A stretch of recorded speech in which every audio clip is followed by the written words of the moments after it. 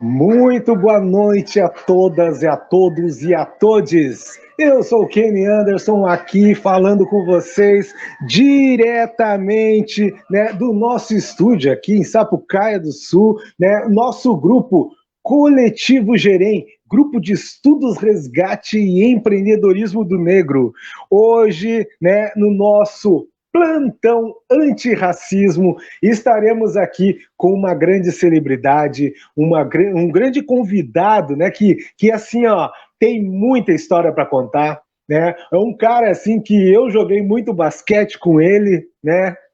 Não gostava dele, porque era marrento, marrento mesmo, mas jogava muito bem, um baita de um professor, desportista, amigo, companheiro, lutador, né? E é esse cara hoje que está aqui com a gente, professor Vanderlei Rodrigues, é que vai falar. Mas antes da gente começar, né, eu quero dizer assim, ó, que além, né, de estarmos hoje, né, mais uma vez estamos transmitindo de casa, sem o uso da máscara, né, quero lembrar a todos vocês, estamos numa pandemia, estamos passando pelo pior momento do nosso país, e os negacionistas ainda, né, acham, né, ou acreditam, ou até mesmo se iludem, né, dizendo que é mimimi, que é só uma gripezinha, enquanto milhões de pessoas já estão morrendo, né? O que está acontecendo?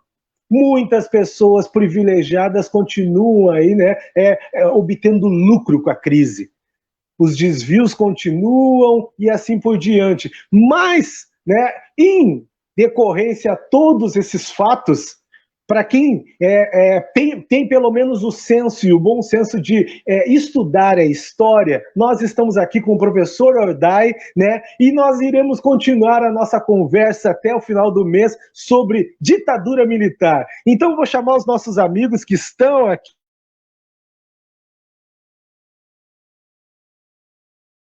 Os convidados, vamos lá? Cadê os meus convidados?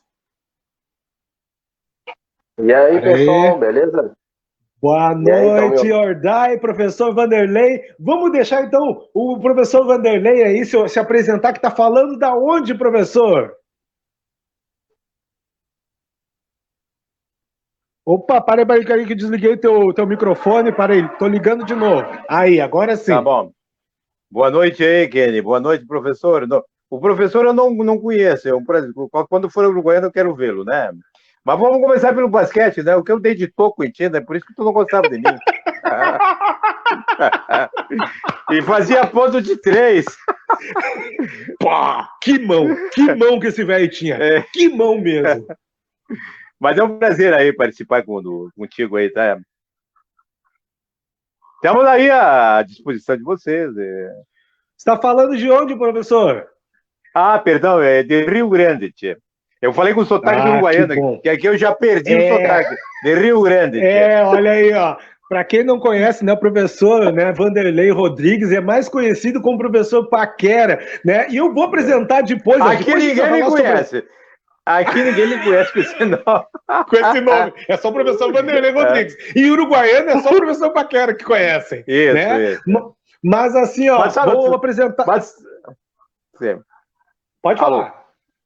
Pode falar. Esse nome aí saiu lá quando eu era estudante. Eu acho que é aqueles caras que não era muito chegado em namorar, eles ficavam bravos porque eu pegava as meninas, né? É brincadeira, eu não pegava ninguém. Não pegava ninguém. Vamos falar então, apresentando aí o professor Ordai, que está falando de Uruguaiana. Fala aí, Ordai, te apresenta aí para o pessoal aí. E aí, boa noite a todo mundo aí. Para quem não me conhece, Luciano Ordai aí, professor de História e Filosofia aí, ativista, skatista, músico, enfim, faço várias coisas aí, né? A gente se vira nos 30.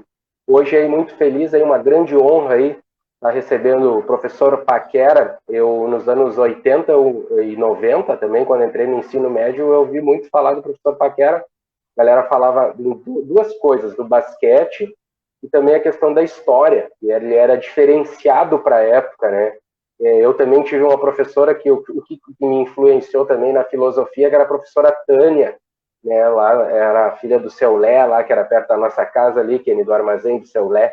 Foi ela que me influenciou a fazer filosofia. Então, desde o ensino médio, ela dizia: "Bah, guri, tu é muito crítico, tu tá sempre perguntando as coisas e tal".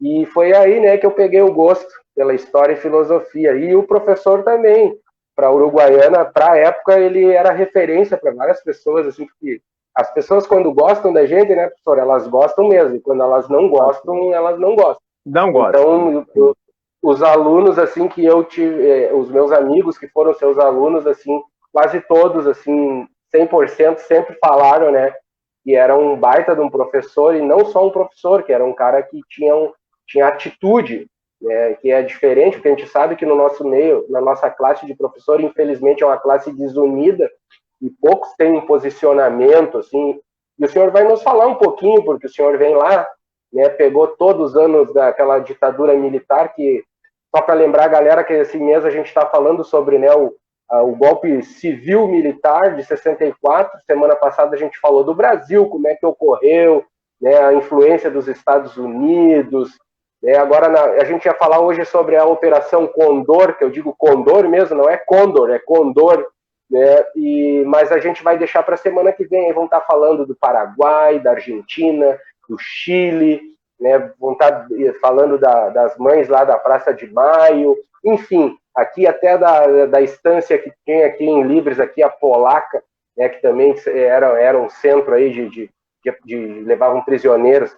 Professor, então, já que o senhor já se apresentou, queria que o senhor falasse mais um pouquinho aí quem é o professor Paquera, né, que a gente conhece como Paquera aqui em Uruguaiana. E aí, né, a grande maioria aí já lhe conhece como professor Vanderlei. Quero que o senhor fale quem é o senhor, como é que chegou em Uruguaiana, família tradicional, de estancieiro, de latifundiários, não, né? Eu quero que o senhor fale um pouquinho para a gente conhecer, família de gente, né, de poder, saber quem é o professor, como é que o professor, por que o professor foi para a área da educação, que é uma coisa assim que não é de hoje, e no seu período eu sei que muita gente ia para a área de educação, mas eram as mulheres que geralmente os maridos eram militares, eram médicos, para não ficar sem fazer nada, entravam para o tal de magistério e depois iam para... Mas o cara, nesse período, querer ser professor, né, na área de história, na área das ciências sociais, né, não é fácil. Então, eu digo, não é uma coisa que eu digo, também a questão salarial não era assim das melhores. Então, quero que o senhor fale um pouquinho quem é o professor, da onde veio, a família, como é que surgiu. É uma família de afrodescendentes, parece que o senhor tem uns traços meio indígenas, uns fenótipos indígenas, assim. Quero que o senhor fale um pouquinho a sua descendência, quem é, de repente a gente conhece em Uruguaiana ou não, se são naturais de Uruguaiana, daqui a pouco a gente está fazendo um link, até conheço. Meus avós, meus pais devem conhecer a sua família, tá bom? Pode falar aí, fica à vontade. Vamos por parte, como diz o Jack Stripador. Primeiro que eu jogava futebol também, tu esqueceu de citar aí que eu era bom no futebol, né? O Urdei, né? Urdei sempre que tô confuso, teu nome é Urdai, né? Urdai, naquela época os professores tinham um time de futebol, rapaz. A gente jogava numa liga lá, a gente jogava futebol. Bom, outro ponto, a questão que tu levantou, a questão da consciência política dos professores, né? Eu venho de uma geração de professores, né? Que se formou ali na década de começo da década de 70, eles eram professores linkados, esse termo, vamos usar esse termo, linkado nas coisas sociais. Ó. Nós fundamos praticamente ali o CEPERS em Uruguaiana, nós participamos das grandes greves, né? As greves eram, a gente juntava milhares de professores lá na... mas com o tempo houve uma, digamos assim, uma calmaria, mas os professores sempre foram lutadores, né? Aliás, trabalhar de professor, e tu sabe, a gente trabalha no meio das mulheres, né? Tem coisa melhor que trabalhar com mulheres, moças inteligentes, lutadoras e guerreiras, né? Para mim sempre foi uma honra trabalhar né, ao lado dessas mulheres muito guerreiras. Bom, um pouco sobre as origens, tu disse que tem um fenótipo, fenótipo não, é, indígena. O meu pai era uruguai, era mais ou menos um misturado lá de... Hoje, nós somos professores de história, né? Seria mais para Cafuso aqui, né? E a minha mãe era de General Vargas. Eu nasci em Uruguaiana, nós éramos aí cinco irmãos, né? E aquela questão que tu levanta aí, por que eu fui para a área de educação, né? Aliás, eu nem sabia por que eu fui, né? Um dia eu ia passando, eu morava ali perto da antiga Fafeira, um seminário ali, né? Vocês conhecem ali era a Faculdade de Filosofia Fafiuro. Aí eu olhei lá naquela placa e entrei. E acabei saindo de lá professor, né? Eu entrei ali e saí professor. Não havia um plano elaborado de ser professor, né? Até meu pai brigou comigo, tu quer ser professor? Naquela época os caras já questionavam ser professor, era se não ganhar nada e nós continuamos não ganhando nada, né? E aí a minha família ali, praticamente meus irmãos saíram de Uruguaiana, eu fiquei em Uruguaiana até 2005, né? Trabalhei eu já tinha te comentado em off ali, que eu comecei trabalhando na Barra do Quaraí, trabalhava ao mesmo tempo no Santana e no Rui Barbosa. Com o tempo eu vim para o Elise, ali no Elise, eu acho que dali que vocês me conheceram. Eu fiquei ali no Elise há praticamente 30 anos, dando aula ali. Depois eu vim para cá e eu acabei aqui me aposentando, indo para a aposentadoria aqui no Rio Grande. Então eu terminei a minha carreira aqui em Rio Grande, né? Mas eu sou de Uruguaiana. Estamos aí, né? Vamos aí. Eu fico à disposição das tuas perguntas, meu colega. Não, tranquilo. Não, professor, não, é só para... Hoje o senhor, então, depois de todo esse trabalho... Eu sou Nós somos colorado, viu? Eu sou colorado, né? Que maravilha. Resolveu se aposentar e ir para a praia. Tem coisa melhor que se aposentar e ir para a praia? Na realidade, eu não moro na praia. Eu moro eles chamam aqui de cidade histórica, né? Não sei se vocês conhecem. Rio Grande é uma península. Rio Grande é uma península. Eu tive lá. É uma península. E lá na ponta da península, né, que fica na frente de São José do Norte, é o que eles chamam de centro histórico, né? Eu moro entre o centro histórico e o cassino. Eu levo do cassino até de casa, o cassino está 15 minutos para o centro também. Mas esse ano a gente nem foi muito no cassino. A gente não foi no cassino por causa da pandemia. E normalmente eu passo o final do ano lá em Santa Casa de Floripa, que o meu guri mora lá. Fala, meu guri. É assim, ó, professor, contando um pouquinho da sua história, né? Eu acompanhei de longe porque eu também sou da turma também do Ordai, né? Eu estudei lá no Colégio Uruguaiana, né? Que quando ele foi lá para baixo, né? O senhor contou para gente que o senhor inaugurou o Colégio Uruguaiana, mas quando era no Santana. No Santana. Né? Isso, e quando ele foi lá para baixo, né, nós morávamos ali no Brooklyn, né, na Dr. Maia com a Iris Valls, por aquelas bandas ali, 24 de Maio, tudo mais, e estudando no Rondon, só tinha o futebol, nada mais, né, ou futebol é o futebol. Sim. E o que aconteceu com isso, né? Só fomos saber da sua fama, né, de bom professor mesmo, um ótimo professor, tanto na questão histórica, assim, porque a gente indo pro Elisa, alguns colegas meus, a maioria foram pro Elisa, eu só fui pro Uruguaiana porque eu fui estudar, primeiro eu fui em Alegrete, estudar lá agrotécnica, lá na EAFA, lá em Alegrete, né, eu conheço, no Colégio Federal. Aí não deu certo lá, eu voltei, e aí comecei meus estudos todos ali no Uruguaiana e fiquei até o 3º ano. Mas eu jogava muito basquete, né? E não só contando essa parte assim desportiva do senhor, né? Lá em Uruguaiana a gente já tinha a sua fama das suas boas aulas, né?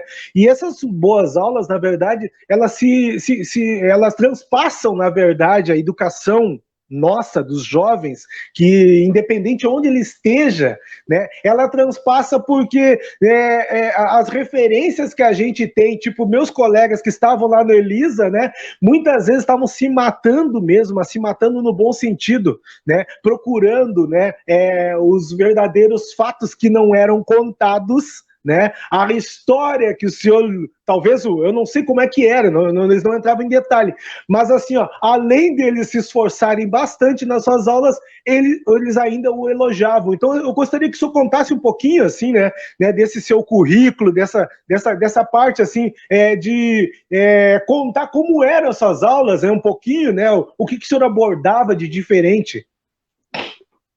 Bom, eu vou falar um pouco, o Ordai vai entender, e todo o Heitor também vai entender. Eu vou ter que, na essência acadêmico aqui, né, absolutamente. Mas aí na década de 70, ali, as aulas de história geralmente eram dadas que a gente chama, ou dentro do chamado positivismo e do idealismo, né? E uma geração de professores foi influenciado por vários fatores e começam a trabalhar com o enfoque do materialismo histórico, ou uma escola marxista, onde você discute questões muito de luta de classe, questões de uma sociedade capitalista.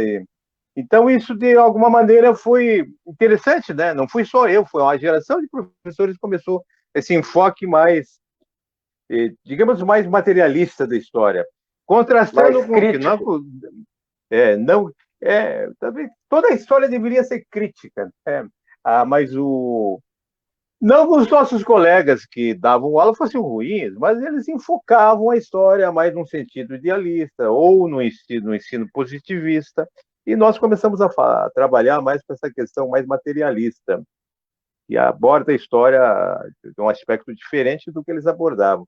Talvez isso fosse o diferencial e que causasse alguns problemas políticos, claramente, né? Em 1970, você estava de olho, o pessoal estava de olho em nós, né?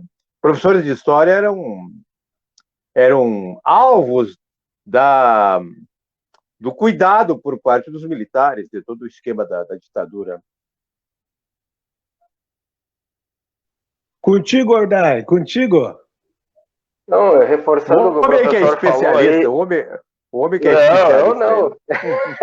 Eu sou... É que nem a senhora, eu procuro até nem usar muito a linguagem acadêmica, mas é só para dar fazer uma ressalva no que o senhor falou, que as pessoas não entendem, né?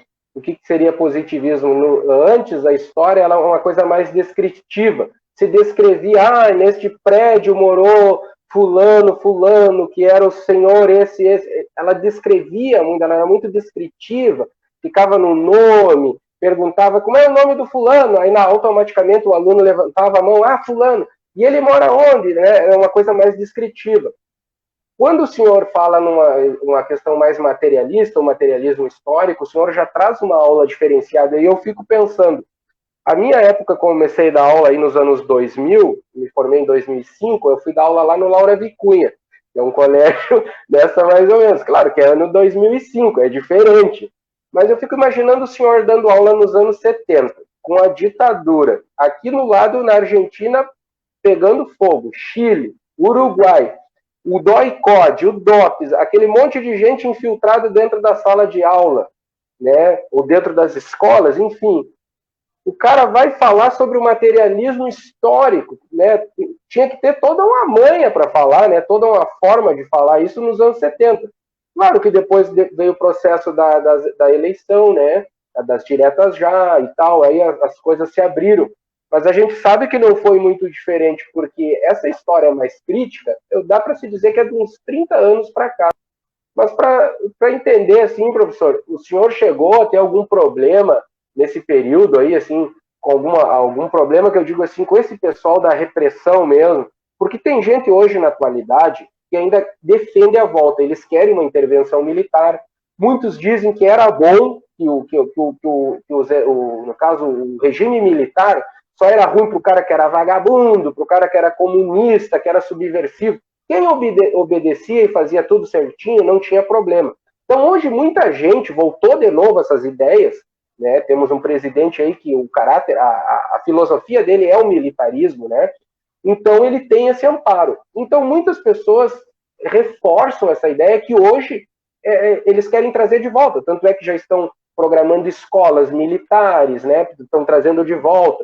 Se bobear, daqui a pouco nós vamos ter o SPB, Educação Moral e Cívica, de novo. Então eu queria lhe perguntar... Eu nunca dei, né? O senhor... eu quero saber... Eu nunca quis dar... Eu nunca quis dar essas matérias, desculpa interrompê-lo, já interrompendo, né? Mas os diretores me ofereciam isso e eu digo, não. Ou eu dava de geografia também, sabia? Eu dava aula de geografia e de história. O SPB, Moral e Cívica, eu deixava de lado. E aí, professor, para afinar, eu queria que o senhor falasse um pouquinho se o senhor foi perseguido ou não, teve problema por dar uma aula diferenciada. Como é que o senhor passou esse período? O senhor pegou o período que o senhor ainda era jovem, né, um adolescente, né? Pegou desde que nasceu até a adolescência e depois entrou, né? Foi para a Fafiur, que o senhor estava falando, que é lá embaixo na Domingos ainda, e Sim. se formou. Como é que era nesse período? Assim, como é que o senhor, como um jovem, aí, como é que o senhor vivia, ainda mais fazendo história, numa faculdade de filosofia que, segundo os relatos históricos, era uma coisa que era vigiada, que era cheia ou isso também é mito, é mentira, isso que eles falavam, que era vigiada, que tinha. Quero que o senhor fale um pouquinho, porque o senhor é história viva. O senhor que vai poder nos dizer se isso é mimimi ou se não é. Tá bom? Pode falar, fica à vontade. Não. Fisicamente, nunca houve um atentado contra mim por ninguém, né? Nenhuma diretora me questionou nunca, isso eu tenho que dizer. Os diretores sempre me respeitaram, quer dar aula assim, o problema é teu, né? Mas eu tinha, lá no Santana, eu já tinha levantado em off para ti, que o diretor de lá uma vez me procurou e disse: olha, professor, eu lembro bem que era o irmão Mário, alguns pais estão questionando o método do senhor, ele falou em método.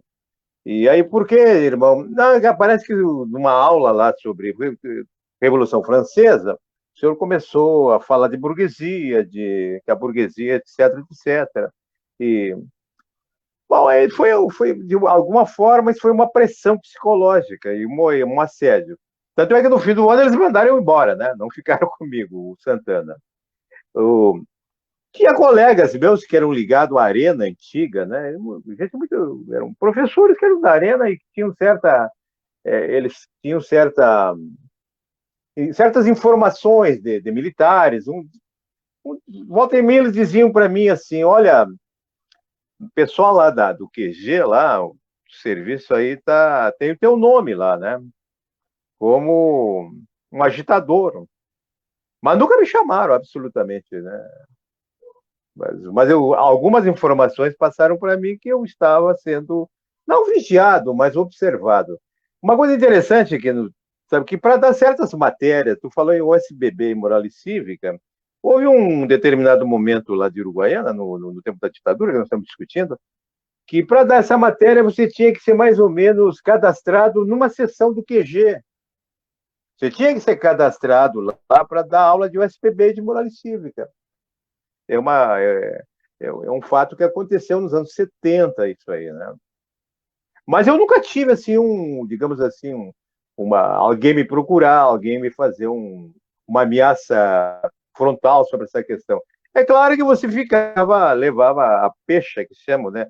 O cara é comunista, o cara não sei o que é, mas ficava nisso aí, né? Nunca houve realmente um ataque, assim, físico ou um assédio mais direto. Mas havia professores que sofriam, né? E o tempo foi passando, você foi ganhando com a redemocratização, você começa, até os adversários nossos começaram a entender melhor. Tinha professor que era admirador da ditadura, fazer o que até hoje eles são. E aí, professor? Olha só a pergunta aí do Johnny. Eu acho que o Paquera no Santana trabalhou com o professor Nilvan, né? O Adir também, professor Adir. Não, o Nilvan foi meu aluno. Você imagina? Ah, é? O Nilvan foi meu aluno, sabia? Essa galera nova. O Nilvan é filho do professor Nelson, né? O Nilvan, ele foi meu aluno, sabe quando? Em 1979, o Elisa saiu daquele prédio que era o Dom Hermeto, era uma mistura de Dom Hermeto e Elisa, né? E lá tinha um anexo da praça. Não é acho que, não sei se vocês lembram que tinha onde hoje é a biblioteca pública, ali tinha um anexo, o pessoal chamava de anexo do Elisa. Sim. O Nilvan era meu aluno ali, depois, acho que foi em maio de 79, ou junho, ficou pronto aonde é os prédios do Elisa e nós fomos para lá. O Nilvan foi meu aluno lá, um bom guri, depois virou um grande professor de educação física. Eu vou mandar esse abraço aqui pro Johnny Vieira, né? Olha aqui, ó. O Johnny tá mandando aí, eu acho que tu tá com saudade. O Johnny não é trovador, é? Eu conheço o Johnny lá que era trovador, não é esse? Johnny Vieira Júnior. Não, um abraço aí, Johnny. Eu acho que tu tá com saudade de Uruguaiana e mais saudade ainda da gente, né? Um grande abraço aí, Johnny. Valeu pelo o carinho. cara sempre tem saudade, né? Né? Você vê que... Olha só, pode falar. Não, pode falar, fala aí. Pode falar. Não, é assim, ó. Professor, uma pergunta mais ou menos assim, ó. Essa galera, né, que está hoje, né, nesse afã de, né, militarismo, de volta à ditadura, né, com certeza eles não viram nada e nem tiveram a capacidade, né, de sentir o peso, né, da mão, né, da perseguição, do cala-boca, né, essa coisa dos militares estarem naquela época escondendo, né, as torturas que aconteciam, né? E eu queria perguntar para o senhor assim, o senhor viu algum professor ser perseguido, alguma pessoa que foi pega em Uruguaiana, alguma coisa assim? Professor, eu não vi, não tenho notícia, mas eu tenho. Eu em 1900, entre 69 e 70, eu tive que servir. Infelizmente, fui servir no 22 de AC. Aí eu passei o ano inteiro e tinha 4 senhores, que na época devia ter 45, 50 anos, eles eram históricos do Partido Comunista Brasileiro. 2 deles eu conhecia, era Ulisses, um era o Ulisses e o outro era o Melhoral, que a gente chamava, tá? E os outros 2 eu não estou lembrando o nome. Eles passaram um ano preso ali. Ulisses Vilar, depois era um nome muito conhecido.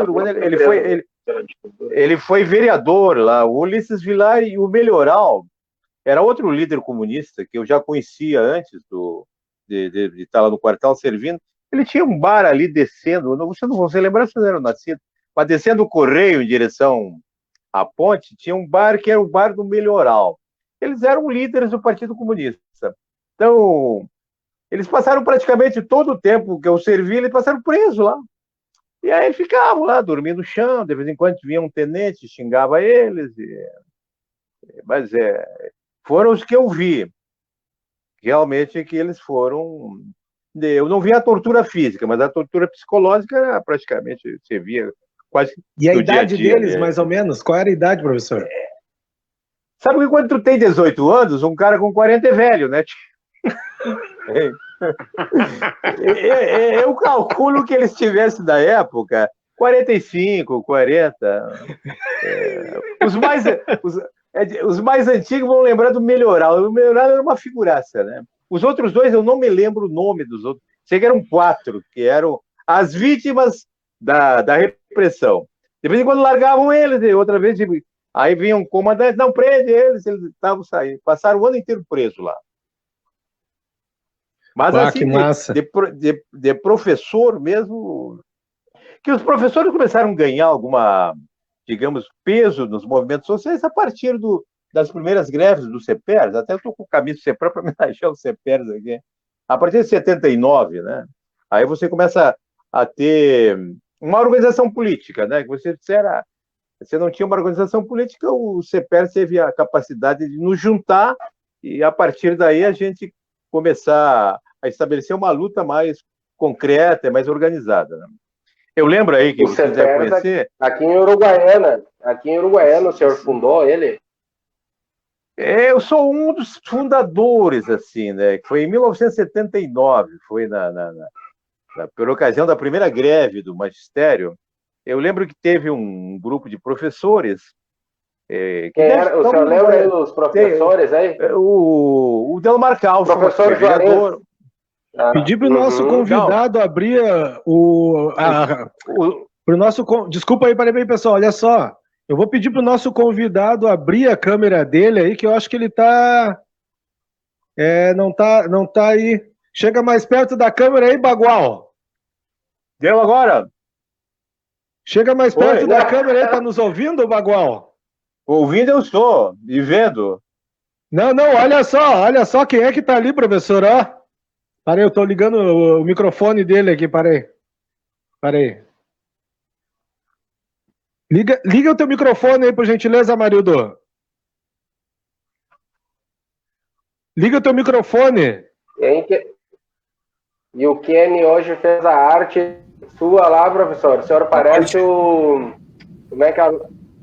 O senhor parece... Agora sim. É o nome... Tá escutando? Aham. Tá escutando, Amarildo? Olha só, uma surpresa aqui, tá? O professor Vanderlei Ordai, olha só. O Amarildo estava de aniversário ontem. O Amarildo tá de aniversário, esse bagual de Uruguaiana aí, né? Tá até escuro lá, tá mais negão do que eu, né? Tilma, liga a luz aí, Tilma. Ele é um grande latifundiário, plantador de soja lá em Santa Catarina, no Mato Grosso. Ele é latifundiário. Tô trazendo noite, aqui Kenny. então, olha. Boa noite, Ordai. Boa noite, Amarildo. Professor Ordai. Boa noite, meu mestre. Boa noite. Vanderlei Paquera, a qual tenho uma estima muito grande, uma admiração, uma pessoa que tive a oportunidade de ser aluno dele na universidade, e meu filho Bruno também foi aluno dele no Elisa, no ensino médio, e eu até então não sabia, porque eu estava em Campo Grande. Na formatura nós encontramos, né?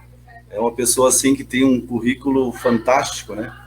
Uma pessoa do bem, um professor que eu trago comigo no meu dia a dia na educação. E eu vou te relatar rapidinho assim, para começar. Quando eu cheguei em Campo Grande, Mato Grosso do Sul, quando eu vim de vez já para trabalhar, né? Cheguei o dia 6 de junho de 91. 6 de junho de 91, às 12h30, que era numa quarta-feira.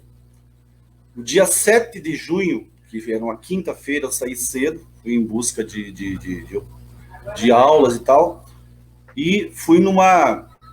Aqui antigamente tinha eram tipo a nossa 10ª DE, né?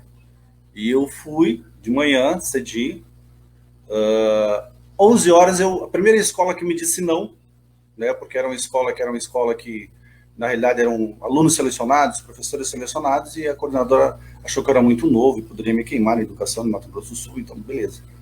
Mas enfim, 11 horas da manhã, cheguei na Secretaria de Educação, alguém falou, onde é que estão precisando de professor de história, fulana? Aqui no Lúcia Martins Coelho, tem um menino aqui, professor de história e tal, manda ele aqui. Um monte de processo, uma desorganização incrível, hoje está bem mais organizado. E ela falou, você vai na escola Lúcia Martins Coelho. Eu digo, beleza. O senhor se apresenta lá, escreveu, né, a mão, o senhor se apresenta na escola, e eu digo, onde que é o Lúcia Martins Coelho? Ela me olhou e disse, aqui, professor, na Rua Bahia. Eu digo, certo, na Rua Bahia. Beleza. Onde que é a Rua Bahia? Ela me olhou com perplexidade e disse, professor, essa rua que passa aqui embaixo. Afonso Pena, você sabe onde é que eu sei. Aí eu subi, cheguei, me apresentei na escola, e a secretária falou, filho, entra aqui. Eu digo, opa, tô em casa, né? Vem à noite aí, filho. Vem à noite para conhecer a escola. A professora de história estava em licença-prêmio. Tinha ido para a Flórida. Eu digo, opa, é aqui que eu vou enriquecer, né? Professor de licença-prêmio indo para a Flórida. Fui à noite, cheguei, falei para o meu compadre e para minha comadre, meio-dia, ele falou, começo a trabalhar hoje à noite. O compadre Miguel Almeron e a minha comadre Estela, que retornaram a Uruguaiana. Bom, à noite, eu fui, sem livro de chamada, sem livro nenhum, sem nada. A professora não tinha deixado absolutamente nada. Eu fui na escola para conhecer a escola, né? E a secretária me chamou, filho, tá vendo aquela sala ali? Ali é a 8ª série. Você pode entrar lá que você já começa hoje. Digo, beleza. Digo, meu pai do céu. E agora? Tinha acabado de formar na PUC. Cheguei, me apresentei. E por onde que eu começo? Falei que era de Uruguaiana, aquele sotaque carregado, né? Aquele sotaque da fronteira. O aluno me olhou e falou, disse, mas gaúcho, moreno? Aí abriu um leque assim para mim. Digo, olha, o mestre Vanderlei baixou. Digo, sim, gaúcho da fronteira. E essa ideia do gaúcho ser loiro está equivocado. Aí eu comecei a lembrar das aulas do meu mestre de História do Rio Grande do Sul. E aí, meu irmão, hoje fazem 30 anos que eu estou aqui. Graças, e eu sempre lembro, não é pelo fato de estarmos hoje aqui, não. Sempre lembro com muito carinho, né, dos ensinamentos, principalmente assim, alguém que abriu um espaço para conhecer a verdadeira história do Rio Grande do Sul e principalmente a história do negro dentro do Rio Grande do Sul. Que é uma coisa assim, fortíssima. Aqui ainda, não só aqui, né, mas nós subindo aqui para o norte, a ideia é que se tem ainda aquela ideia do italiano, do alemão. E pasmem, né? Foi minha primeira aula, minha segunda aula, minha terceira aula, na quinta, na sexta, e final de semana eu tive que começar a procurar onde que a professora tinha parado com eles, conversando, né? E eu sempre conto essa história para meus alunos, sempre conto essa história para os professores aqui, que são meus colegas de trabalho, assim, como que a história do nosso Rio Grande é totalmente distorcida, né? E outro dia, em alusão ao 20 de setembro, o Anderson também cobrou. Tu esqueceu da Batalha dos Porongo, Bagual? Eu digo, não tem como esquecer. Isso não se esquece, né?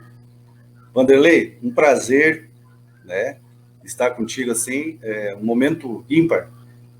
Tenho acompanhado as tuas postagens no Facebook e eu falei pro Anderson, essa é uma pessoa que vai morrer lutando, como nós todos, né? Nós sabemos de onde que saímos, nós sabemos de onde viemos e para onde nós vamos.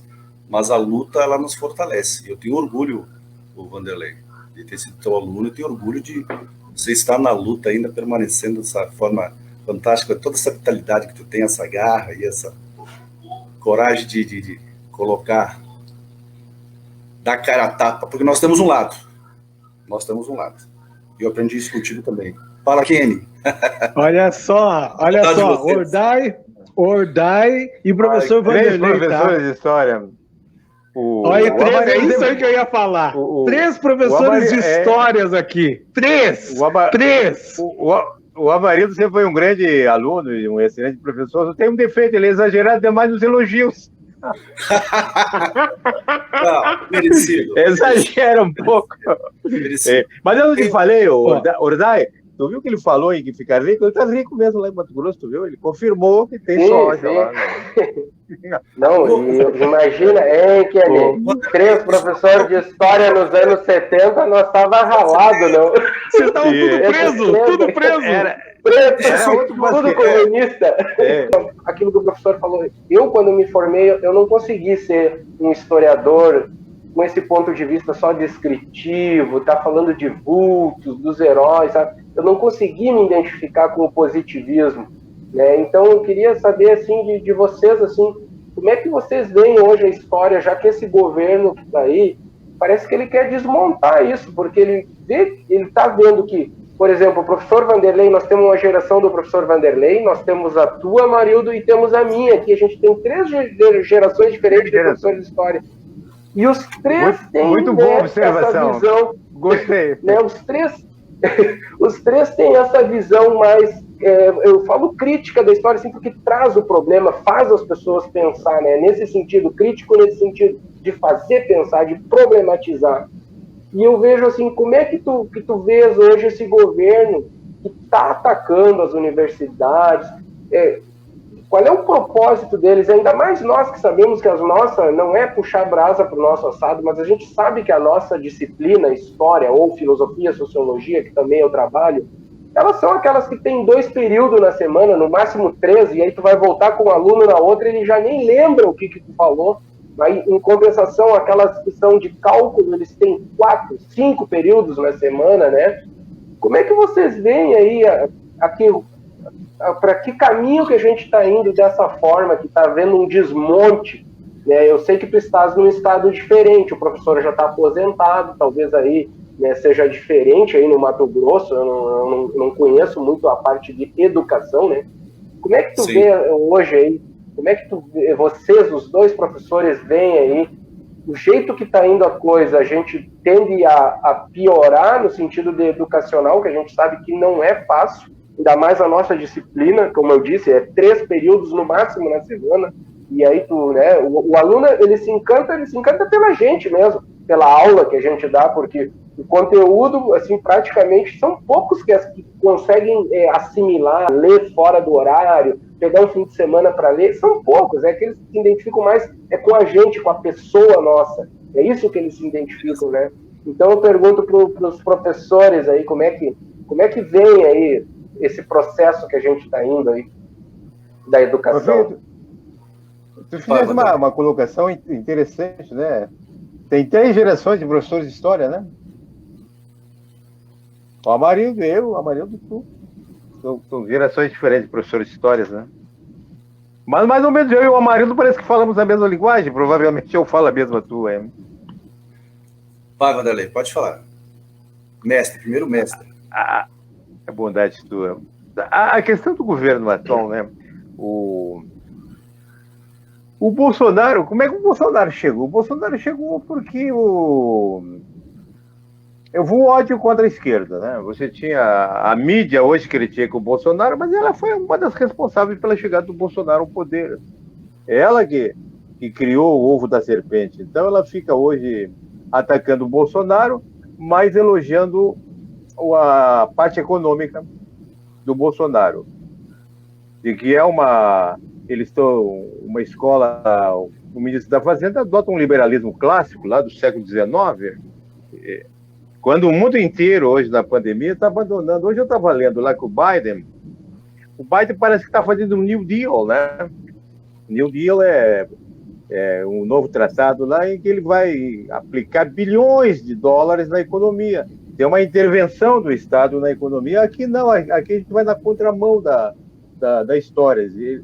A direita gosta muito de falar que a esquerda vai na contramão da história, mas hoje a direita está na contramão da história no Brasil. Quando tu adota hoje um liberalismo no meio de uma pandemia, é você entrar na contramão da história. E o que se prevê é piorar a situação, né? Você não consegue você vai continuar com morte. A previsão é de que até junho nós temos um meio milhão de mortes, a economia está parada. Mas os brasileiros escolheram o caminho. Interessante isso, né? Nós demos 57 milhões de votos e optamos por esse retrocesso.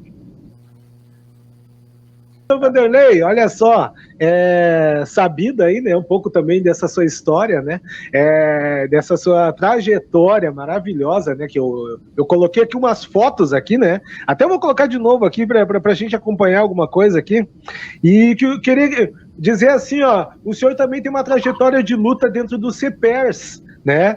E como o senhor comentou ali, que o senhor ajudou a fundar o CEPERS, né? Aqui em Porto Alegre, alguma coisa assim, né? Uruguaiana. Então, e aí, ó, eu tô colocando algumas fotos aí, eu gostaria que o senhor se colocasse também essa importância, até o marido tá falando do sindicato, o enfraquecimento do sindicato, essa fala do marido foi muito bem-vinda nesse sentido, né? O senhor aí, ó, em todas as passeatas, sempre presente, né? E até para levar também para os jovens, né? Que muitas vezes acreditam, como até o irmão do meu ex-colega, um grande amigão, Jefferson Fernandes Rocha está nos assistindo lá em Rio Grande. Ele mora aí pertinho do senhor, viu? Ele está até trabalhando na saúde, né? É o filho da professora Selene. Lembra da professora Selene? Sim. Então, né, mandar um grande abraço para ele, pro irmão dele, né, e assim, ó, colocar assim, ó, o Amarildo falou essa situação aí, né, do desmonte do sindicato, né, e aí dizer, né, que tem gente que gosta ainda desse louco, né, mas assim, pensar, né, eu acredito que não é nem, eu vou colocar um ponto de vista, assim, bem pessoal, é que assim, ó, existe a diferença tênue entre louco, né? E a pessoa, o louco, aquele que tem todo aquele problema, né, de saúde mental, mas e aquele outro louco oportunista, né? Porque acredito que esse louco que está aí no desgoverno aí, ele não rasga dinheiro, né? E o dinheiro que hoje, né, ele está ganhando, a família dele, protegendo os filhos que estão roubando, né, que estão aí ele está tentando fazer de tudo para impedir investigação, né, os mesmos loucos, né, do Brasil que o Diógenes falou aqui, né, que gostam dele, né, e aí, né, eu faço esse comparativo, né, com os outros governos, né, como comparavam, né, que tudo é culpa do PT, culpa da esquerda, não sei o quê. Cara, tem tanta gente morrendo e o louco não tá nem aí. Tem tanta gente passando fome, tanta gente desempregada e o louco não tá nem aí. Tá preocupado, sim, né, com essas rivalidades, com o desmonte dos sindicatos, né, e até mesmo em defender os próprios filhos, né, de acusações que, né, não podem ser investigadas. Então, assim, eu gostaria que o senhor falasse um pouquinho, né, dessa sua trajetória aí. Eu emendei um pouquinho aí com a questão atual, mas em relação a essa questão da luta sindical. Eu tinha já abordado aqui em 79, nós éramos jovens lá, era o Delmar Kaufmann, era o Ataídes, era a Laura, que o Amarildo conhece essa turma toda, e fizeram a primeira greve e praticamente nós fundamos o 21º núcleo de CEPERS em Uruguaiana.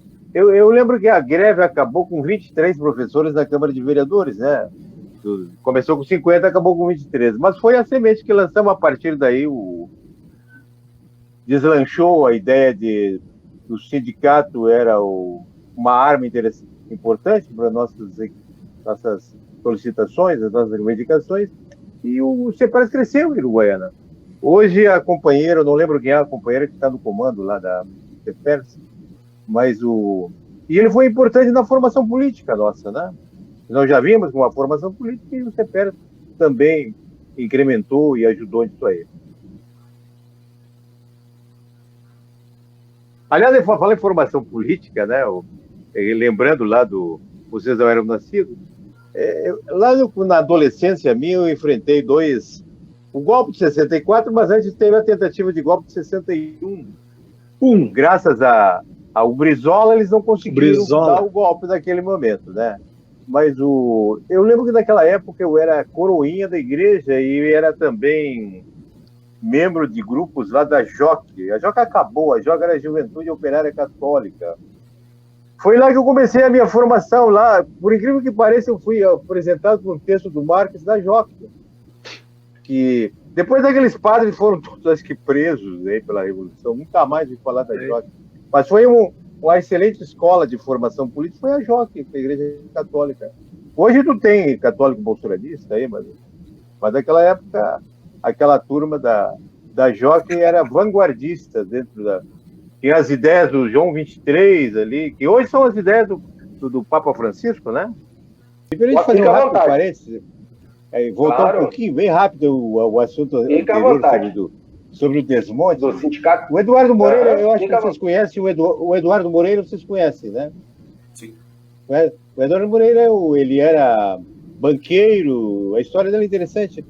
Ele conta a história que um dia ele estava na calçada, pensando, e se deu conta que ele estava do lado errado da calçada. E estava o outro lado, era o pessoal que estava lutando pelo emprego, ele era um banqueiro. Aí ele resolveu vender os bancos e passar para o outro lado da calçada.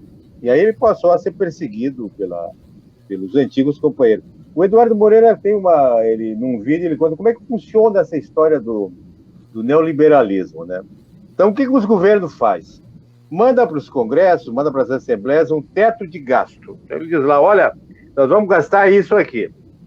É claro que aquele teto de gasto não vai contemplar as necessidades da saúde e da educação, que o objetivo é não atender. Aí, o que faz a iniciativa privada? A iniciativa privada diz, bom, eu consigo fazer isso aí. Eu posso assumir essa bronca, fiz a iniciativa privada. Mas eu tenho algumas vantagens que eu quero levar, eu tenho algumas condições. Quais são as condições? Olha, tem que desmontar o sindicato, tem que reduzir, tem que fazer um achatamento salarial dos funcionários públicos. Há uma chantagem do mercado, que se chama, aliás, ninguém conhece o tal de mercado, mas ele funciona. Hoje eu estava lendo mesmo com 4 mil mortes por dia, o mercado diz que está vendo a coisa com bons olhos. Não sei que olhos que o mercado tem. O Eduardo Moreira realmente ele é interessante nesse aspecto, que ele explica didaticamente como é que é a cabeça do grande empresário, né? Então, o que ele diz? Já que o Estado não vai investir, não queremos que invista, porque nós queremos investir. Mas para nós investir, nós queremos juros subsidiados, nós queremos reforma trabalhista, nós queremos fim da Previdência. É uma chantagem que ele faz. Aliás, um dos grandes escândalos atuais que pouco foi a venda da CE, né? Há poucos dias. Aí a CE foi vendida pelo valor de 7 transformadores. 100 mil. 100 mil reais. Transformadores. O ACE deve ter 15 mil, 20 mil transformadores em todo o estado, né? E eu gostaria de perguntar para vocês aí, né? Agora até eu vou fazer uma pergunta para os três, né? Irem finalizando, respondendo em cima disso, né? Como é que vocês conseguem receber, assim, ó, professores de história, né? Que além de estudar, tem toda uma formação, né? Acadêmica, aí tudo aquilo que vocês viram nos livros, né? E aí hoje praticamente assim está vendo parece que comparar o passado, o que aconteceu lá atrás não foi suficiente, tiveram que trazer à tona isso, sabe? Então eu gostaria que vocês... Vamos começar com o professor Vanderlei, tá muito quieto aí, né? Já arrumou a câmera dele, né? Professor Vanderlei, dê o seu ponto de vista aí para nós ir fazendo os finalmente. Parei que eu vou ligar o seu microfone, vou ligar seu microfone aqui, parei. Aí que eu não consegui aqui. Aí, vamos ver, parei. Mas Pode falar. Deu. Mas a bandeira do anticomunismo que a direita usa, ela é antiguada, é uma bandeira da Guerra Fria.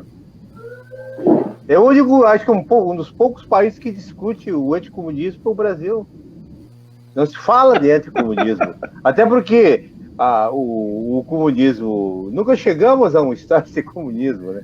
Mas no máximo é um socialismo soviético lá, que já acabou. Mas eles insistem na ideia do anticomunismo. Então. Tem um coronel aviador, veja bem, um militar que... Tem um trabalho dele, eu acho que é de conclusão de curso que ele fez, não sei se é dissertação ou tese de mestrado, em que ele discute uma coisa interessante. Por que os militares são ultraconservadores e tão anticomunistas? Então ele disse assim, uma coisa muito interessante. O PT a esquerda teve no poder por 12 anos e não mexeu nos currículos das escolas militares. Nós não mexemos nos currículos das escolas militares. Os currículos não da parte profissional, mas da parte de formação ideológica que eles têm lá, continua o currículo da década de 50, que é aquele discurso do anticomunismo. Então você paga um guri para estudar, você dá arma para esse guri, e ele sai de jovem tenente de lá com um discurso anticomunista. Ele vai passando para os praças. Então você tem um exército que tem, historicamente, ele ultraconservador e anticomunista. E no governo em que eles ocupam praticamente, hoje eles estão ocupando praticamente 15 mil cargos no governo do Bolsonaro, que é um absurdo. Eu quero ver como é que nós vamos mandar esses caras de volta para o quartel. A grande questão é como é que a gente vai mandar esses caras de volta para o quartel. Eles vão se rebelar. O próximo presidente vai ter um problema, seja ele quem for, não for o Bolsonaro. Como é que eles vão tirar esses caras? São 11, calcula-se que hoje esteja em torno de 13 mil militares em cargos do executivo e ganhando os bons. Por que eles estão lá? Primeiro, porque por vaidade, eles querem a vaidade do poder. Segundo, eles dizem que é revanchismo, eles querem um revanche, porque eles foram tirados do poder em 85, eles querem mais revanche. E terceiro, os generais também pensam muito bem no dinheiro, eles têm um bom salário, o Bolsonaro agora acaba de mandar para a Câmara, foi aprovado um aumento, enquanto os civis vão ficar 15 anos sem aumento, os militares terão 20% de aumento. Então, eles têm esse poder muito grande ainda dentro do governo Bolsonaro. Então, a mídia está tentando limpar a barra, diz, olha, os militares não querem mais, por causa que o ministro da Defesa saiu, mas eles estão lá, eles continuam lá. E eles não vão sair de lá, enquanto o Bolsonaro estiver lá. O problema vai ser como é que nós vamos tirar eles de lá depois, dentro de outro governo. Mas essa bandeira do anticomunismo acompanha a nossa história há longo tempo, né? Você assusta. Tem uma postagem aqui que coloco no Facebook que o anticomunismo se parece com a história do velho do saco, né? Que a gente assustava as crianças, olha o velho do saco. Então você assusta a população, olha os comunistas, eles comem criança. Porto Alegre, tu que está aí perto, o discurso do atual prefeito contra a Manuela foi na base do comunismo, do terrorismo contra o comunismo. E surtiu efeito aonde, naqueles bairros mais pobres da cidade, eles acreditaram que o comunista vai comer as crianças. Fazer o quê, né? O grande bem que o Bolsonaro fez é possibilitar que a gente conheça muitas pessoas que conviveram conosco que não sabíamos que eram fascistas. Agora eles saíram do armário, né? Saíram do armário. E conviveram conosco, deram aula junto comigo e agora eles se revelaram fascistas, racistas, homofóbicos. E lá em Uruguaiana tem muito, né? Eu sei. Tem muita gente ali que, quando lê o teu texto, assim, fala mesmo, se lê, né? Se dá o prazer de ler, né? Não deve ler, mas enfim. Mas a respeito falou Contigo,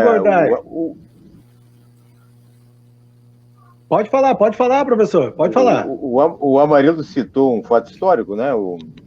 Da Marcha de Deus pela Família, lá que foi em março de 64 também. Né? Foi logo depois do grande comício que o Jango fez na Central do Brasil, com 200 mil pessoas. Lá ele propôs as reformas de base, né? Eram reforminhas, né? Era reforma agrária, uma coisinha, mas que assustou a elite. Aí 30 anos depois, os americanos eles têm documentos que eles deixam são confidenciais por tantos anos. Tem uns que eram de 30 anos e na década de 90 eles começaram a ser abertos, liberados. Tem um documento que parece que na biblioteca do Congresso americano que mostra uma reunião do Kennedy, um pouquinho antes de ser assassinado, em setembro ou outubro de 63, com um embaixador americano no Brasil. Era o Gordon Lincoln, o Gordon Lincoln. Aí ele cobra que eles gravam tudo que é reunião da sala oval é gravado. E ele diz assim, olha, eu vou fazendo uma linguagem nossa, não é ipsis literis, nem ipsis verbis.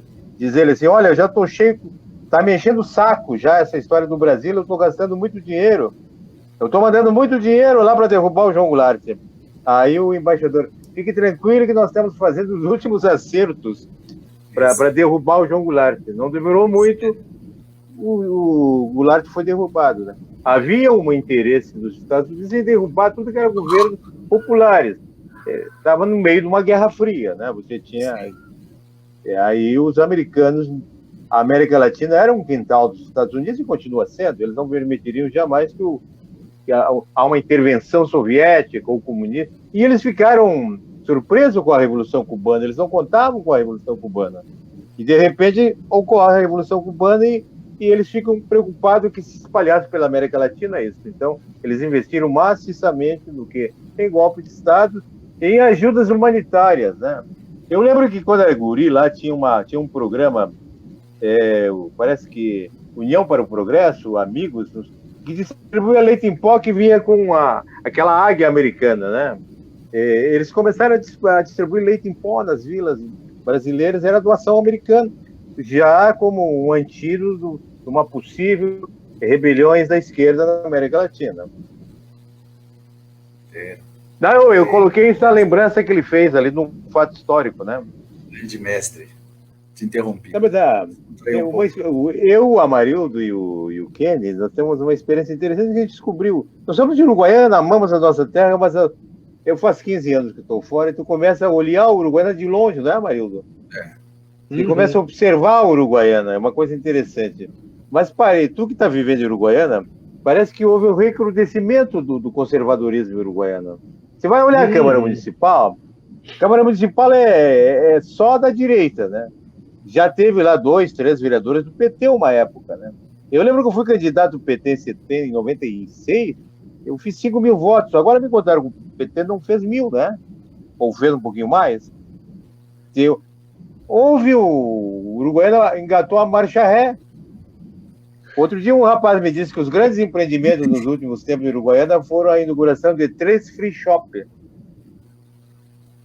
E a única coisa que o Uruguaiana tem de grandes empreendimentos econômicos nos últimos tempos que são os free shop. Eu não sei, tu que mora aí, que deve saber muito mais que eu. Mas é o que se comenta, porque a gente observa de longe, né, Marildo? Que há um recrudescimento do conservadorismo. Tanto é que o Bolsonaro teve 70% dos votos aí, né? Assim, ó, é inenarrável, né, a satisfação de tê-los aqui, né, professor Vanderlei, assim, ó, fica assim a nossa pequena homenagem, né, porque é o seguinte, assim, ó, professor, o senhor aqui é o mais contemporâneo, o mais veterano, e sendo veterano aqui, a gente realmente vem nesse sentido. Não só tentar colocar à tona todo esse passado, né, histórico que o senhor tem, né, da sua luta, né? Eu mostrei algumas fotos aqui do senhor nas suas andanças, né, na sua caminhada, tanto no apoio ao sindicato, mas também como um grande amigo, né, professor, companheiro, né? Mandar um abraço para sua esposa também, que ela volta e meia estava pedindo para levantar sua câmera aí, né? Um grande abraço para sua esposa aí, né? Que ela tá nos curtindo mesmo. Obrigado mesmo. Como é que é o nome dessa esposa? Adélia. Adélia, muito obrigado. Um abraço aqui. Sinta abraçada virtualmente por todos nós, né, os uruguaianenses. E assim, professor, para finalizar, assim, ó, agradecer também ao Amarildo, né, que o Amarildo sempre falou também do senhor, quando eu passei lá por Campo Grande, Mato Grosso do Sul, né, morei 9 anos lá, também tem uma linda e maravilhosa história. Eu assim, ó, eu até falo assim, desculpa mesmo, uruguaiana, né, eu acho que é por essas coisas que muitas vezes nos deixa mais tristes, né? A situação é assim, ó, as lembranças boas e as lembranças ruins, né? Muitas vezes a gente tem muitos percalços na nossa vida, mas os momentos que eu passei em Campo Grande, cara, assim, ó, são inesquecíveis, sabe? E eu tenho mais saudade, né, de Campo Grande do que de Uruguaiana, infelizmente. Barbaridade. O que o senhor tá com esse dedo aí, professor? Tô tentando botar a câmera aqui que saiu. Tá. Não. Nós estamos lhe vendo, Se o senhor não está se vendo, aí fica tranquilo. Eu não estou te vendo. Agora voltou. Tá. Mas o Amarildo o Amarildo, ele é para ele fazer. Eu puxo saco, ele fica puxando saco. Não, mas é assim, ó. Jogava basquete bem. Dava show. Que não achou nada, é um balaqueiro. E aí, aliás, assim, ó. Pode falar. Tinha um colega nosso lá que dizia: não, vocês não jogam basquete, vocês jogam 31, né, Maria do Como é que é? 31. 31, a gente não joga basquete, joga 31. E eu sei assim, professor, então assim, ó, pra gente ir finalizando aí, ó, assim, ó, agradecer mesmo, porque assim, o Amarildo, mesmo fazendo aniversário ontem, eu combinei com ele para fazer essa surpresa pro senhor, né, e ele topou no ato também, ele que me passou o seu contato também, e a gente queria fazer isso, e eu queria também essa homenagem também fazer pro Ordai, porque o Ordai aqui, né, desde que a gente se encontrou, o Ordai é da turma do Rude, Amarildo, né, e eles estudaram junto, né? E ele não tinha contato comigo. E aí, quando ele conheceu o nosso projeto aqui, ele se encantou e eu também me encantei com a história dele. E aí eu falei assim, Ordai, cola com a gente, vamos colocar tudo isso que tu tem aí nessa cachola para fora. E é isso que está acontecendo. O mais importante é a gente levar esse conhecimento, essas gerações, essas trocas que vocês fizeram para a gente, né? E eu acho que assim, ó, professor Vanderlei, é com gratidão mesmo que a gente te homenageia dessa...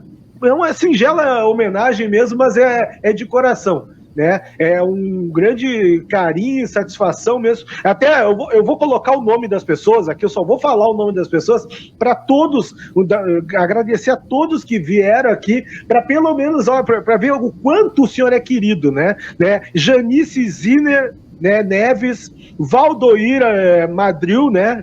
Manda um grande abraço para todos nós aqui. Lampião, meu amigo Lampião. O Valdoir. O Vitor Pereira Rodrigues também tá mandando um grande abraço aqui. Baixinho. Bate, Vitor. Quem é o Vitor? Vitor é professor. Vitor professor, que eu que fui substituir. Sabe? Ele que foi diretor. Do Amarildo, ele que foi o meu professor. Vitor, um grande abraço aí. E era o colega do Dinho, futebol, né? Viu? Dá pau do jogo do futebol, que é uma barbaridade. Professor Vitor também foi diretor lá no Uruguaiana também. Uruguaiana. Olha aí. E o Luiz Rodrigues, né, tá mandando, tá dizendo aqui, ó, Rotary Lion Clubs. Ah, o Luiz Rodrigues é teu filho? Pá, mandar um abraço pra ele, eu vi as fotos dele lá. Tá lá em Santa Catarina. Ô, Luiz, um grande abraço Santa Catarina aí. Ele Márcio é a minha nora Oliveira. Lá. A nora também? Ele tá com a minha nora lá, Ana Paula. Ana Paula e o Luiz Rodrigues aí, um grande abraço para vocês aí. Essa é a pequena homenagem que a gente faz aí pro teu pai, pro teu sogro aí também, Ana Paula, né? O Márcio Oliveira aqui, né? Professor Paquera, grande mestre, né? A Miriam Brongar Fontoura mandando um abraço. Marildo, né? Eu acho que essa a Miriam aqui, eu acho que é irmã do Fernando? Olha aí, ó. Um grande abraço a Miriam. Local do Rock, né? Deve ser amigo do Ordai aí, né? Local do Rock. O Diógenes, que é o filho da professora Selene, o mais novo, né? Que é o apelido dele é o Gordo, né? O Jefferson, que é o irmão dele, né? Foi meu colega também, seu aluno lá no Elisa, o Jefferson Fernandes Rocha, né? Sim. A minha tia, né? A professora Eva Esperança Guterres Alves, ela foi professora também uruguaiana, né? E aí vem para Porto Alegre, é a esposa do meu tio. Um grande abraço, tia, né? Um grande abraço para toda a família aí. E também aqui, ó, a Elaine Carvalho. Quem é essa Elaine Carvalho, Amarildo? Oh, minha amiga. De Uruguaiana, que mora também em Campo Grande, né? Minha irmãzona. Um grande abraço aí, Elaine, aí, a família, e o Malcolm também, meu sobrinho, né? E o Luiz Rodrigues novamente aqui, mandando um abraço, a tia Eva, e o Medusa Cafelê, né? Um grande ativista também aqui do PT também, né? Tá mandando um abraço, né? O Mojubá. E a Maiana Rosa, Tânia Medeiros, a Janice de novo, a Maria de Lourdes. A Maiana é minha sobrinha, viu? Olha a Maiana é minha sobrinha. Eu ensaiei ela Rosa. E a Maria de Lourdes. A Maria de Lourdes. E aí a Maria de Lourdes Vandani, ó. Legal, um beijão pra ela. Meu amigo Cris Teixeira também, né? A Luíse do Campo, né? Grande Vanderlei tá mandando um abraço. Aqui foi teu aluno, eu acho. Cláudio Monteiro. A Luísa é filha do Adair, que foi diretor do Hermeto há muito tempo. Que maravilha. Cláudio Monteiro. O Johnny Vieira. Hoje é o dia dela, ela é jornalista. Ela é jornalista, essa Adair, morei em Novo Hamburgo lá, eu tinha uma banda com o filho dele, com o Luigi. E o Luigi hoje também, o professor Adair vai em tudo que é show de rock, e o professor Adair viaja a Buenos Aires com a esposa, tudo, vai direto. Legal. Quando eu conheci o Adair, ele gostava do Teixeirinha, depois ele inventou que gosta de rock.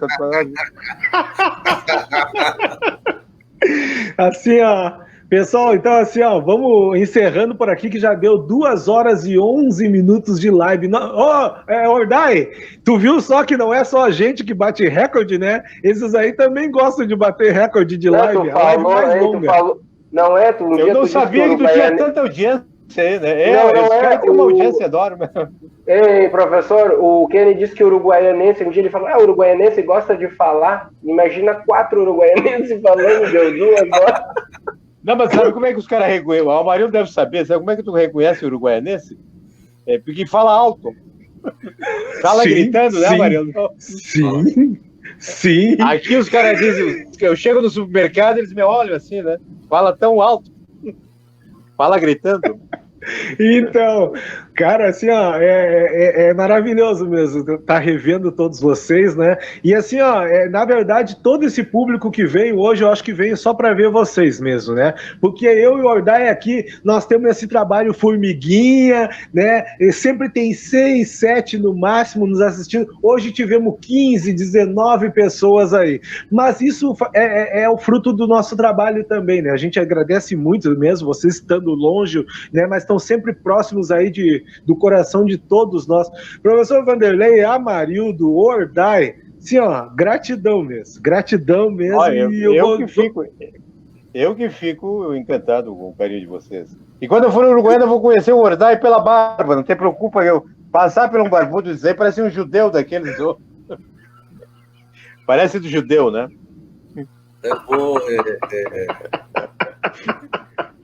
Só falta aquele chapéu preto, né, Maria? De ir no Muro das Lamentações lá. Imagina esse cara andando de skate uruguaiana. Não, e era magrinho, e era todo metido. Hein, o professor, só para finalizar, o Kenny ele sacaneou, fez uma foto sua da live chamando que todo mundo achou que era o Reginaldo Rossi. Já morreu, já morreu. E o Amarildo, quando chegou, tava escura a luz, parecia o Jango. Então hoje tava sim, depois que botou a luz. Parecia que era só o bigodinho, o óculos, o Jango tá ali, né? Aí depois que ele botou a luz, assim, aí clareou, né? Mas é isso. Prazer. Quando quiser, professor, vem Uruguaiana. Um abraço pra você, Sam. Dá vou aí. Um abração, valeu. Você sabe da história do Jango, né? Vou tomar um café contigo, tu paga o café, né? Tu paga o café. Vanderlei, eu dei uma mensagem assim, que eu acho que se encaixa do Bertoldo Brecht para ti aqui, que eu digo, ia ser é uma coisa assim que passa para nossa vida e quando a pessoa é sincera, quando a pessoa é natural, você é um cara que sempre foi muito natural comigo, né? Muito humano, mesmo sabendo das minhas limitações muitas vezes, mas um cara muito... A simplicidade sua enquanto professor, enquanto ser humano, de fazer elogios, sim, merece. Há homens que lutam um dia e são bons. Há outros que lutam um ano e são melhores. Há os que lutam muitos anos. Há os que lutam muitos anos e são muito bons. Mas há os que lutam toda a vida. E estes são imprescindíveis. Essa do Bertoldo Brecht, conhecidíssima, nossa, né? Ela se encaixa bem no seu perfil.